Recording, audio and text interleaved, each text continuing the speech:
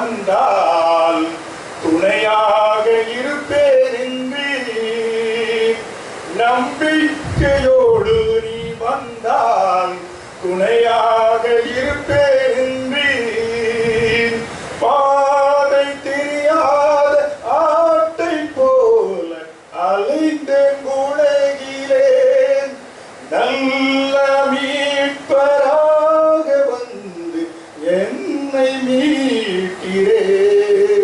ஆண்டவரின் அருமையான வேளையிலே ஆண்டவரது காயங்களை எல்லாம் கட்டுன நல்ல ஒரு மீட்பராக இந்த வேளையிலே எங்கள் மத்தியில் உலாவிக் கொண்டிருப்பதற்காக மக்கள் நன்றி ராஜா. கர்த்தாவே, இந்த வேளையிலே நீர் வார்த்தையின் மூலமா எங்களோடு இடைபடுவதற்காக மக்கள் நன்றி. கர்த்தாவே, இன்றைக்கு ஒரு பெரிய காரியத்தை எங்கள் மத்தியில் செய்வதற்காக மக்கள் நன்றி செலுத்துகிறோம். பரிசுத்த ஆவியானவரே, இந்த வேளையில வந்து ஒவ்வொருடைய உள்ளங்கள் அதோட சிந்தனைகள் எல்லாவற்றையும் வார்த்தைக்கு நேராக நீங்க திருப்புவதற்கு உதவி செய்வதற்காக உங்களுக்கு நன்றி செலுத்துகிறோம். இயேசு கிறிஸ்துவின் மூலம் பிரார்த்திக்கிறோம் ஜீவனுள்ள நல்ல பிதாவே, ஆமென். என்னோட கூட வேதத்தை திருப்பிக் கொள்ளுங்கள். லூக்கா 10வது அதிகாரம் வசனம் 30 முதல் 35 வரை பார்க்க இருக்கிறோம். லூக்கா 10வது அதிகாரம் வசனம் 30 முதல் 35. Luke chapter 10 verse 30 to 35. லூக்கா 10வது அதிகாரத்திலே வசனம் 30 இருந்து 35 வரை இன்றைக்கு நம்ம பார்க்க இருக்கிறோம். ஹல்லேலூயா. இயேசு பிரயுத்தரமாக, ஒரு மனுஷன் எருசலேமில் இருந்து எரிகோவுக்கு போகையில் கள்ளர் கையில் அகப்பட்டான். அவர்கள் அவன் வஸ்திரங்களை உரிந்து கொண்டு அவனை காயப்படுத்தி குற்றுயிராக விட்டு போனார்கள். அப்பொழுது தற்செயலாக ஒரு ஆசாரியர் அந்த வழியாக வந்து அவனை கண்டு பக்கமாய் விலகி போனார். அந்தபடியே ஒரு லேவியனும் அந்த இடத்திற்கு வந்து அவனை கண்டு பக்கமாய் விலகி போனார். பின்பு சமாரியர் ஒருவன் பிரயாணமாய் வருகையில் அவனை கண்டு மனதுருகி கிட்ட வந்து அவனுடைய காயங்களில் எண்ணெயும் திராட்சரசமும் பார்த்து காயங்களை கட்டி அவனை தன் சுய வாகனத்தின் மேற்றி சத்திரத்துக்கு கொண்டு போய் அவனை பராமரித்தான். மறுநாளிலே தான் புறப்படும் போது 2 பணத்தை எடுத்து சத்திரத்தான் கையில் கொடுத்து, நீ இவனை விசாரித்துக் கொள், அதிகமாய் ஏதாவது இவனுக்காக செலவழித்தால் நான் திரும்பி வரும்போது அது உனக்கு தருவேன் என்றான். ஹல்லேலூயா. இங்கே பார்க்கிறோம், இந்த வேத பகுதிகளிலே பார்க்கின்ற பொழுது இங்கே ஒரு 5 விதமான நபர்களை நாம் பார்க்கிறோம். இந்த வேத பகுதிகளிலே 30வது வசனம் முதல் 35 வரை பார்க்கின்ற பொழுது 5 விதமான நபர்களை பார்க்கிறோம். அதன் மூலமாக இயேசு கிறிஸ்து நமக்கு ஒரு உவமையை கற்றுக் கொடுத்திருக்கிறார். இந்த 5 நபர்கள் மூலமாக அதில் ஒன்று அங்கே காயப்பட்டு போன வழிபோக்கன். ஹல்லேலூயா. இரண்டாவதாக அவனை காயப்படுத்தின கள்ளன். மூன்றாவதாக காயம் கட்ட பிரியப்படாத லேவியனும் ஆசாரியனும். நான்காவதாக நல்ல ஒரு சமாரியன். ஐந்தாவதாக சத்திரக்காரன். இந்த 5 நபர்களை நோக்கி இன்றைக்கு நம்முடைய பரலோக கேமராவை நான் திருப்ப விரும்புகிறேன். ஹல்லேலூயா. இந்த 5 நபர்கள் மூலமாக நாம் என்னவற்றை இன்னைக்கு கற்றுக்கொள்ள இருக்கிறோம். ஹல்லேலூயா. இந்த வேத பகுதிக்கு ஒரு டைட்டில் கொடுக்க வேண்டும் என்றால் அதிலே நல்ல சமாரியனாக இயேசு காயம் கட்டியவர் என்று நம்ம அதற்கு தலைப்பு வைக்கலாம். அதாவது காயத்தை கட்டக்கூடிய ஒரு இயேசு. இங்கே நம்முடைய அனுதின வாழ்க்கையிலும் சரி, உலகத்திலும் சரி, நம்முடைய அன்றாட நாம் பார்க்கக்கூடிய நபர்கள் அவர்கள் சந்திக்கக்கூடிய காரியங்கள் எதுவாக இருந்தாலும் சரி, நம்முடைய உள்ளத்திலே ஒரு சில காயங்களை மனிதர்கள் ஏற்படுத்தி இருப்பார்கள். ஹல்லேலூயா. காயப்படாத நபர்கள், மக்கள் மூலமாக புண்படாத நபர்கள் யாரும் இருக்கவே முடியாது. ஏன்னா ஒருவேளை இந்த வேளையிலே இந்த இடத்துல நீங்கள் உங்க உள்ளத்திலே காயத்தோடு கூட நீங்க வந்திருந்தா இன்றைக்கு அருமை ரட்சகராகிய இயேசு கிறிஸ்து உங்களுடைய உள்ளத்தினுடைய காயத்தை ஆற்ற விரும்புகிறார். ஹல்லேலூயா. உலகத்தில் ஒவ்வொரு நாட்களும் நாம் பார்க்கின்ற பொழுது அநேக செய்திகள், அநேகருடைய சாட்சிகள், அநேக சம்பவங்களை பார்க்கின்ற பொழுது மனிதர்கள் மூலமாக அநேகர் காயப்படுகிறார்கள். ஒருவேளை குடும்பத்தில் கணவன் மனைவி எடுத்துக்கொண்டால் கணவன் மனைவிக்கு சரியான விதத்தில் உண்மையாக இல்லாததினாலே மனைவி அதன் மூலமாக காயப்படுகிறாள். ஹல்லேலூயா. ஒருவேளை பெற்றோர்களுக்கு பிள்ளைகள் கீழ்ப்படியாதனாலே பெற்றோர்கள் பிள்ளைகளின் மூலமாக காயப்படுவார்கள். ஹல்லேலூயா.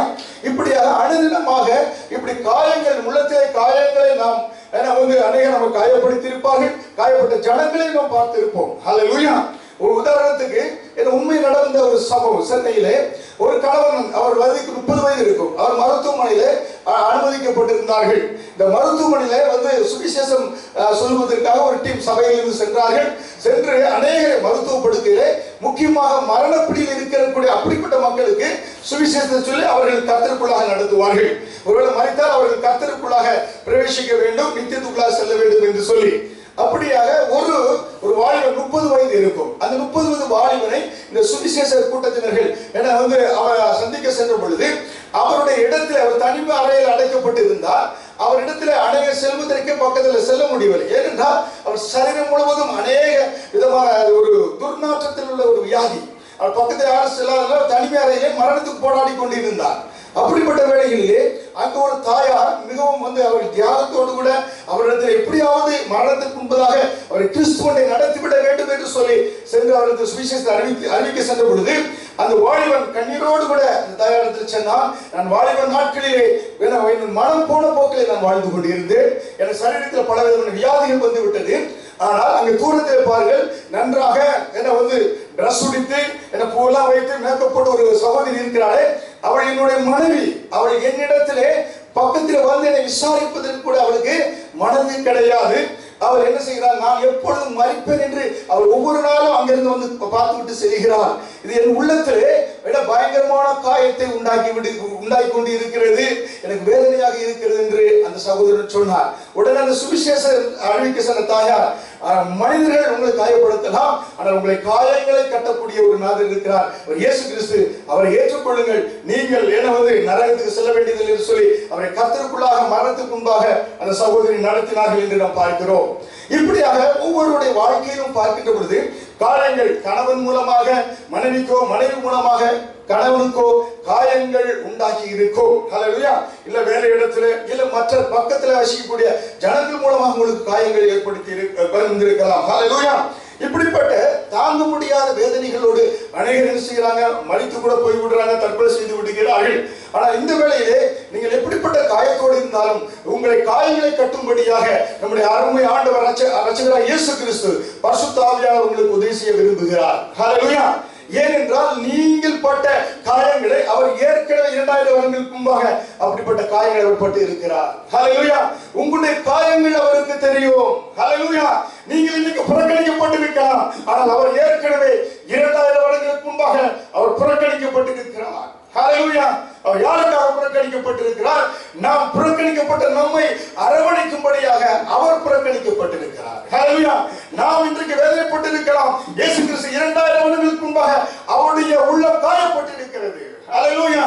அந்த காயம் கட்டக்கூடிய இயேசு கிறிஸ்து இன்றைக்கு நம்மத்திலே பரிசுத்த ஆவியானவர் இருக்கிறார். அவர் நமக்கு மத்தியிலே உலாவிக் கொண்டு இருக்கிறார். நீ எப்படிப்பட்ட வேதனை இருந்தாலும் உங்கள் வேதனைகளை காயங்களை கட்டும்படியாக இந்த இடத்துல அவர் இருக்கிறார். ஹல்லேலூயா. இப்படிப்பட்ட வேதனையோடு நீங்கள் கடந்து செல்கின்ற பொழுது, அந்த உள்ள புண்படுகின்ற பொழுது நீங்கள் இயேசுவினுடைய பாதத்திலே வந்து அவரிடத்தில், ஆண்டவரே, அவரை பார்த்து, நீரும் ஆண்டவரே காயப்பட்டீர். ஹல்லேலூயா. எனக்காக நீ காயப்பட்டீர், ஆனால் இப்ப நான் காயத்தோடு வந்திருக்கிறேன், உங்களுடைய பாதத்தடையில் நான் உட்கார்ந்து கொள்கிறேன். ஆண்டவரே, நீர் ஆண்டவரே என் காயங்களை ஆற்றுங்க என்று நீ கேட்கின்ற பொழுது அந்த அருமை ஆண்டவர் உங்க உச்சந்தன் உள்ளங்கால் வரை அவருடைய அன்பின் கரத்தினால் அரவணைத்து அவர் ரத்தத்தை பூசி உங்களை ஆண்டவர் உங்களுடைய காயங்களை ஆற்ற விரும்புகிறார். ஹல்லேலூயா.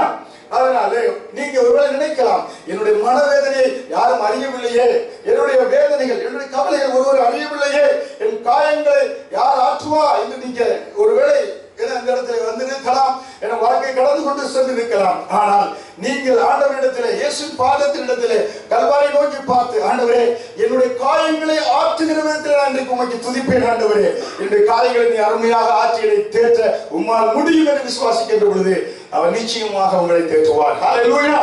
அதனால இன்றைய உலகத்திலே பாத்தீங்கன்னா இந்த வேத வசனத்தில் பார்க்கின்ற பொழுது 5 கூட்டத்தாரை நாம் பார்க்கிறோம். முதலாவது வழிபோக்கன். ஹல்லேலூயா.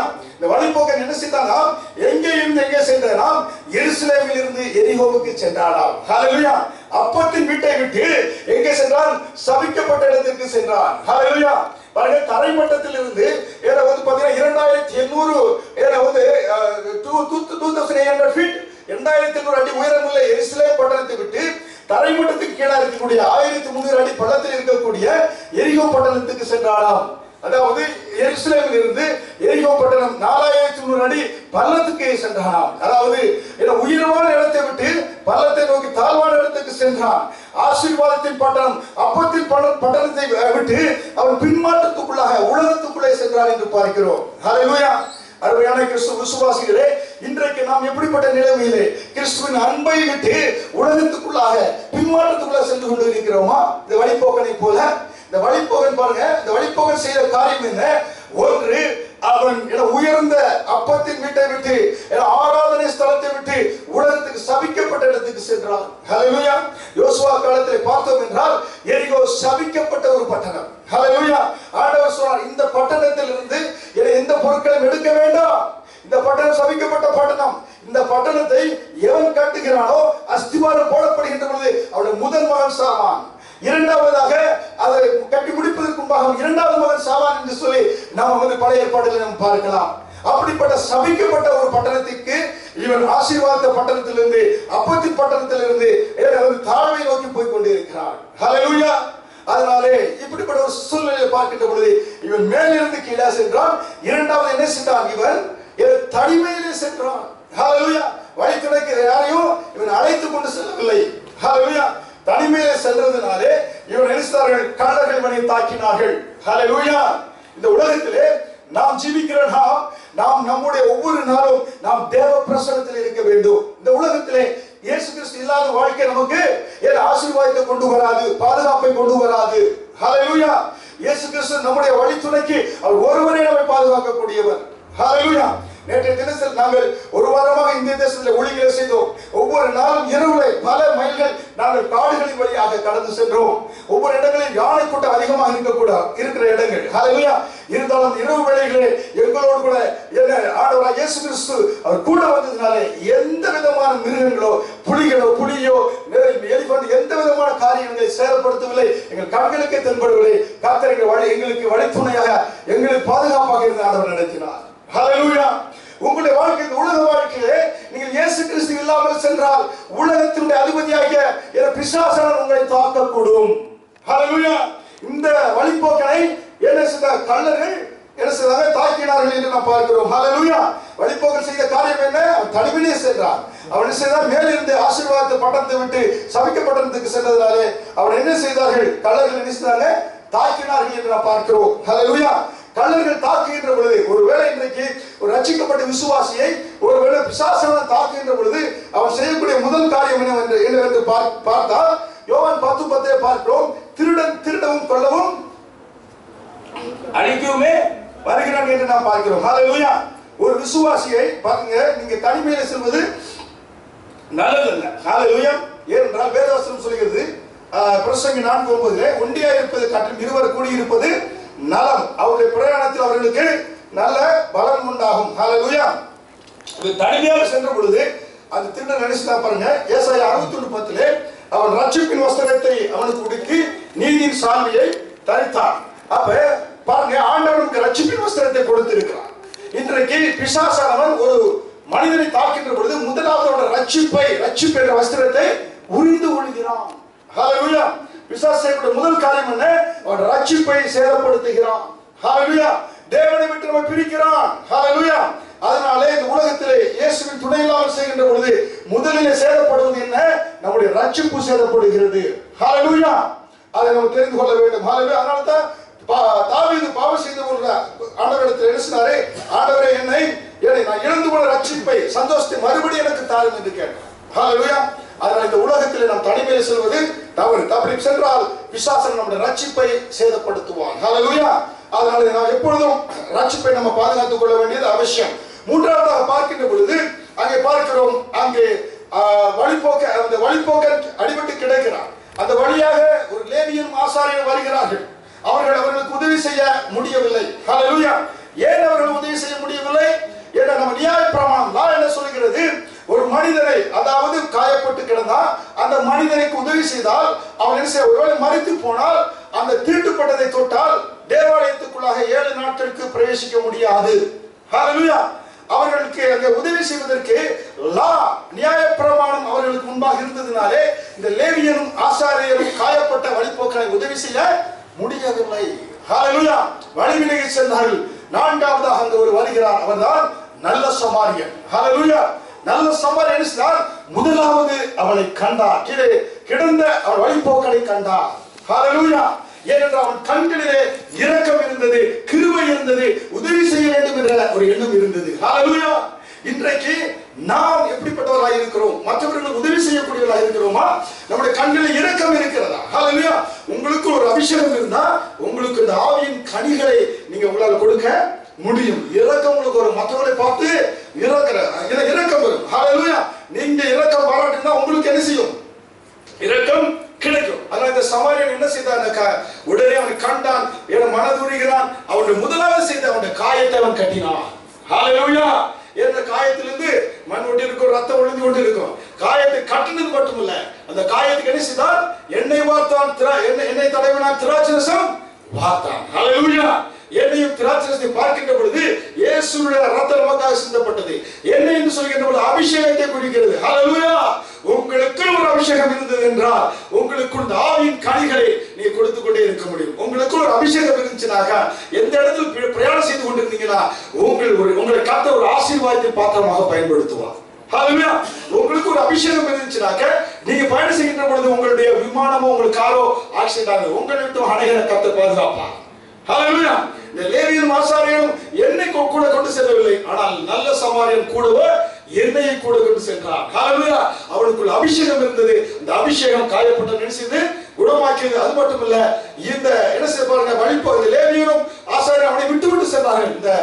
இந்த நல்ல சமாரியனோ அவனை ஒரு நல்ல வாகனத்தில், சுய வாகனத்தில் ஏற்றி எங்கே கொண்டு போய் விடுகிறான்? ஒரு சத்திரக்காரனிடத்தில் விடுகிறான். ஹல்லேலூயா.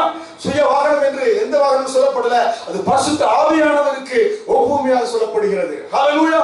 நல்ல சமாரியன் இயேசு கிறிஸ்து உங்களை ஆண்டவர் காயங்களை கட்டுகிறார். உங்கள் சுய வாகனத்திலே பரிசுத்த ஆவியானவர் துணையோடு கூட அழைத்து சென்று உங்களை சத்திரக்காரனாக சபையிலே போதகரிடத்திலே அவர் ஒப்படைக்கிறார். ஹல்லேலூயா. ஒப்படைத்தது மட்டுமல்ல, அங்கே அவர் 2 காசுகளை கொடுத்தார். 2 காசுகள் என்பது பழைய ஏற்பாடு, புதிய ஏற்பாடு. ஹல்லேலூயா.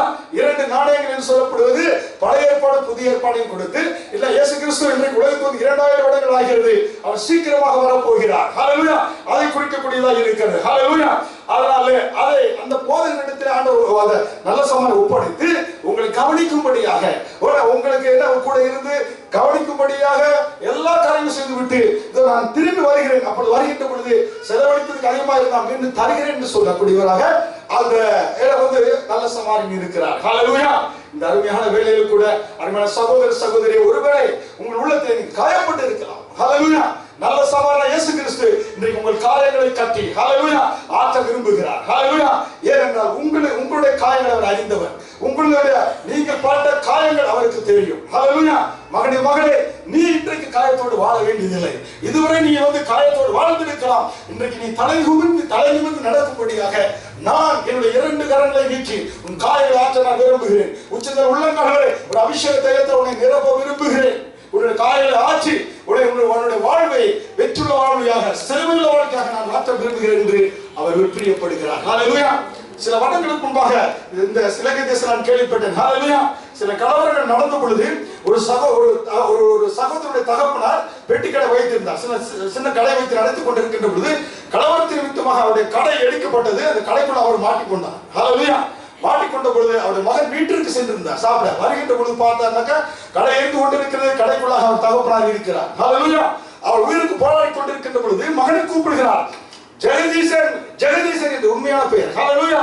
ஜெகதீசன் என்று சொல்லி அவர் என்ன செய்தார்? சத்தம் போட்டு அப்படியாக உள்ளே கறி மாண்டு போய்விட்டார். இந்த மகன் வருகிறார், தகப்பனார் பார்க்க முடியல, கறி இறந்து விட்டார். இவர் அப்படியாக மிக குழப்பத்தோடு இருந்தவர். அவர் அங்கே பக்கத்தில் இருக்கக்கூடிய அகதிகள் முகாமுக்கு சென்றாராம். அங்கிருந்து அநேகரை பார்த்தாராம். யாராவது தீக்காயங்களோடு வந்திருந்தா அவங்களுக்கு நான் உதவி செய்ய வேண்டும் என்ற எண்ணத்தோடு அவர் அங்கே சென்றாராம். ஹல்லேலூயா. ஆனால் அநேகர் கேட்டு இருக்கக்கூடிய, ஏன் இப்படியே தேடுறீங்க? தீக்காயங்கள் படுகிறவர்களை மட்டும் நீங்க ஏன் உதவி செய்ய வேண்டும்? அப்படிப்பட்டவர்களை என் தகப்பனாக நான் பார்க்க விரும்புகிறேன். ஏனென்றால் என் தகப்பன் மரிப்பதை நான் கண்ணோடு பார்த்ததுனால என்னுடைய உள்ளத்துல ஆழமான ஒரு காயம். ஹல்லேலூயா. அதற்காக அந்த மாற்று காயத்திற்கு ஒரு மருந்து மாற்று வழியாக யாரால் காயப்பட்டு தீ காயப்பட்டிருக்கிறார் அவர்களை நான் உதவி செய்கின்ற பொழுது என் தகப்பனுக்கு உதவி செய்வது போல அதை நான் நினைத்துக் கொள்கிறேன் என்று சொல்லி இந்த ஜெகதீசன் சொன்னார். ஹல்லேலூயா. அருமையான சகோதரி, இந்த அருமையான வேளையிலே ஆண்டவர் மத்தியிலே தேவனுடைய பிரசன்னம் மத்தியில் இருக்கிறது. நீங்கள் எப்படிப்பட்ட காயத்தோடு வந்திருந்தாலும் உங்கள் காயங்களை கட்டும்படியாக அவருடைய அன்பின் கரங்கள் உங்களுக்கு நேராக நீட்டப்படுகிறது. ஹல்லேலூயா. இந்த அருமை ஆண்டவர் இன்றைக்கு ஒரு நல்ல சமாரியனை போல உங்கள் காயங்களை ஆற்றி உங்களுக்கு ஒரு வாழ்க்கையிலே ஒரு செழிப்பையும் சமாதானத்தையும் சந்தோஷம் தர விரும்புகிறார். ஹல்லேலூயா, ஹல்லேலூயா. இந்த வேளையில் கூட எனக்கு 3 பிள்ளைகள், அலன் பிரைட், பிராலின், கிறிஸ்டின், மனைவி பாஸ்டர் சீலா. அவங்க முன்பாக வந்து ஒரு பாடல் பாடி பாஸ்டர் கொடுப்பாங்க. டாக்டர் இருக்காங்க, நல்லா அருமையாக பாடக்கூடியவர்கள் முன்பாக வருவாங்க. ஒரு பாடல் பாடி பாஸ்டர் எடுத்து நாங்கள் கொடுக்கிறோம்.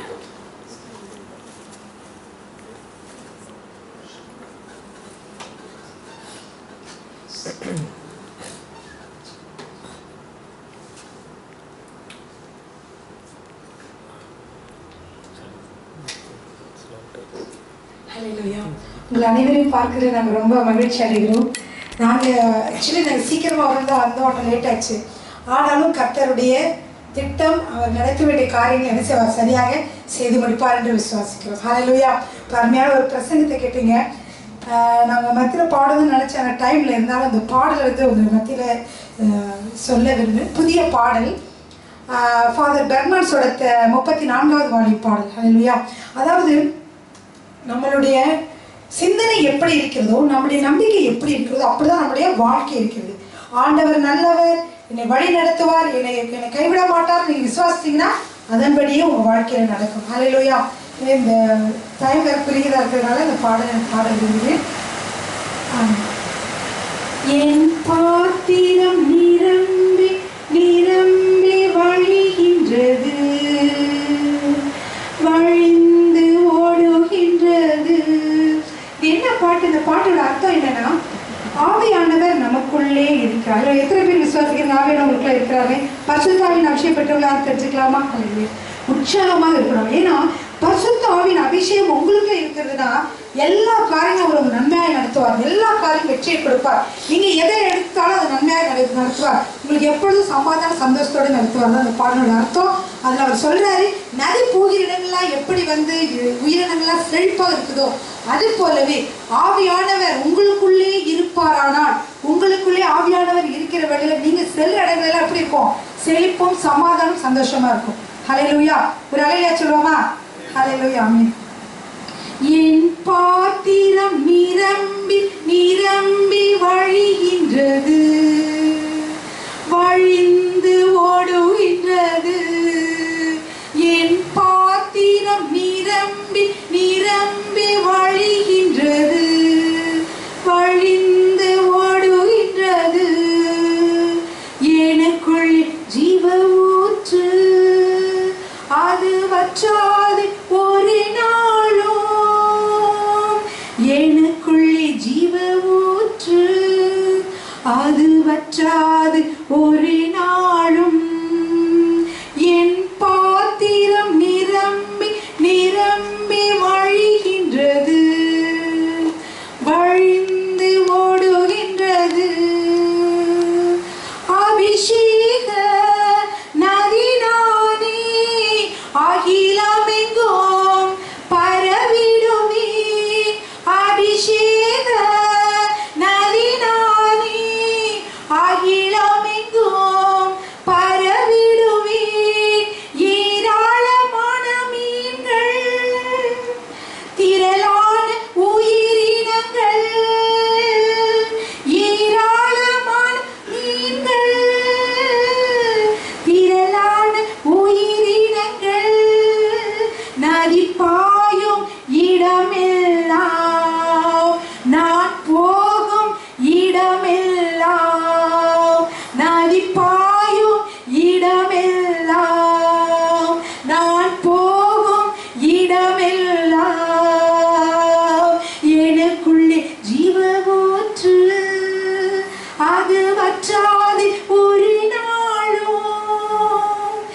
எனக்குள்ளே ஜீவ ஊற்று, அது வற்றாது ஒரு நாளும். ஆனந்த தைலம் நானே, புலம்பலுக்கு எதிரானேன். ஆனந்த தைலம் நானே, புலம்பலுக்கு எதிரானேன்.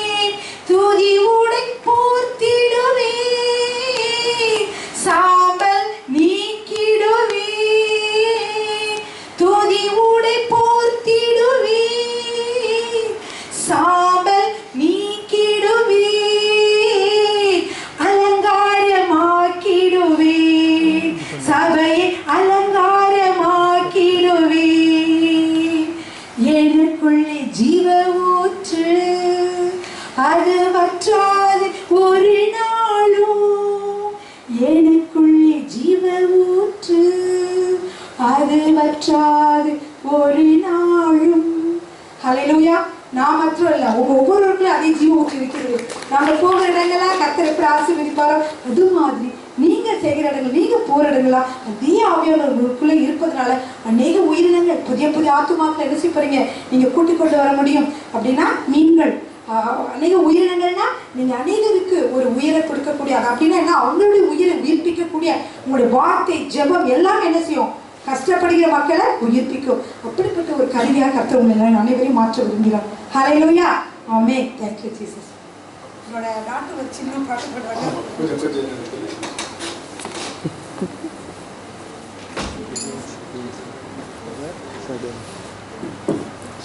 Yeah.